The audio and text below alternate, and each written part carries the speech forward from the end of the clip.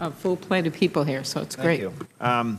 Well, you've all kind of touched on it, but one of the key areas in helping the service members not waiting for providing that assistance and guidance until after they come home. It's trying to get in front of the opportunity, knowing that they will be coming home. The Minnesota National Guard has been working with service members while they've actually been deployed, and they launched a pilot program to work with about 2,700 members of the 1st Brigade Combat Team that was deployed in Kuwait.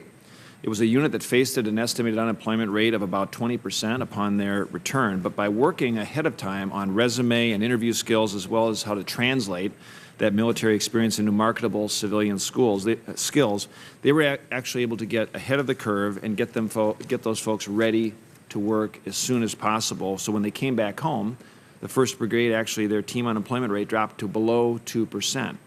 And the Minnesota National Guard has also worked with employers, designated those yellow ribbon companies, and those Minnesota employers are not only dedicated to hiring veterans, but they work together then to share best practices for more effective outcomes for others across the board. And Minnesota's got other role models, actually. U.S. Bank recently was given a prestigious award from the Secretary of Defense Employer Support Freedom Award from the Employer Support of the Guard Reserve Organization, which is outstanding. And companies like Excel, of course, have a special place on their website, focus special attention on hiring veterans, and know that they're an asset. And using those examples certainly provides lessons, giving a comprehensive approach, which you've all kind of touched upon.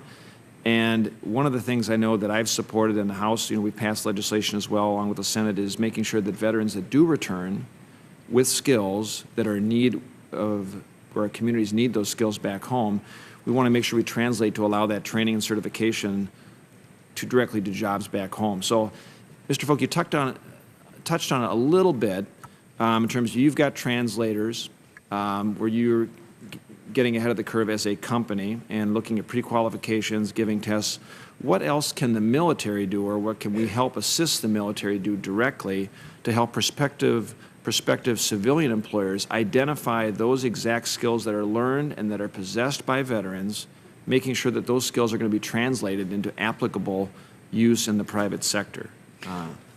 Well, I mean, I think we touched upon some of that in the various testimony, and it is translating those skills. That's the first thing.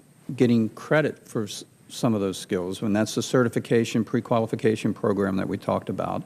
And I guess the third thing where I think we could work together on is getting access to those veterans earlier, ideally prior to leaving the service, so we don't have that issue where the Vice Chair said that after 6 months, it starts to get harder and harder. So we want to hit the ground running, and I think we can do that if we reach out to them sooner. That's similar to the experience I related to with St. Cloud, is that if we talk to students, in this case it would be vets, sooner, help them understand what we're going to need and how to translate that, encourage them to take various industry-type standard tests, I think we could do achieve amazing results. Now, Mr. Diba, you talked about coaches and that one-on-one relationship being so critical, and that relationship really being helpful to veterans in specific situations. Do you think that, upon discharge, the military could certify that a veteran possesses a certain skill set, or what can we do to make sure the military is sort of having this coaching process earlier on in preparation? Yeah, the Transition Assistance Program, to work with us and our job coaches and have that communication that I talked about before. I think there needs to be better communication with that TAP program and our job coaches, or LVRs and DVOPs as they're known nationally, to talk to them earlier. I mean, the sooner we can talk to them, the better, and identify, but getting those skills, they have the skills, being able to translate them, getting certifications for all of the training that they've been through. Everything, I really think the sooner the better, but right now that's part of our challenge is we're not able to talk to them sooner than later. A lot of times when we get them is they mention us at the TAP program and then they come see us maybe after instead of before. That's key. Yeah. Mr. Mitchell or Mr. Galucci, too? I think that the Transition Assistance Program, Congress has made a lot of changes to that program. They've made it mandatory, but I think as Mr. Gallucci spoke to and can speak to a little more, that I think is one of the key areas where we can continue to that is the point at which they're leaving the service. The military is providing those briefings to them. I think there's an opportunity to improve that process, to have it not focus just on briefings, but to focus on that licensure, those skills and how to do that. I just want to build on this by talking about a word that's thrown around in our community a lot, and that's seamless transition. So when you go from being a service member to a veteran and connecting you to the resources that are readily available to you.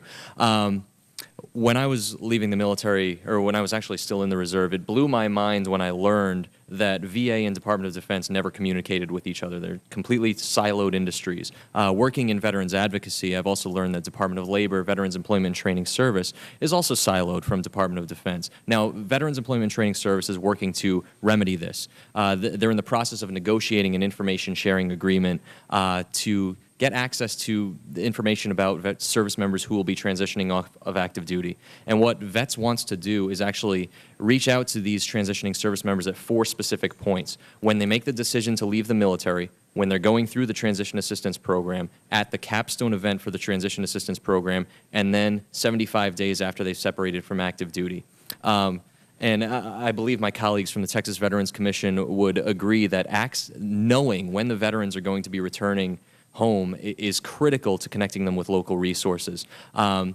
This is, from what we've heard from Department of Labor, they're in negotiations with Department of Defense, but anything that Congress can do to put some pressure on them to codify this and finalize this agreement is critical to connecting veterans to those resources. Okay, very good idea. Representative Delaney.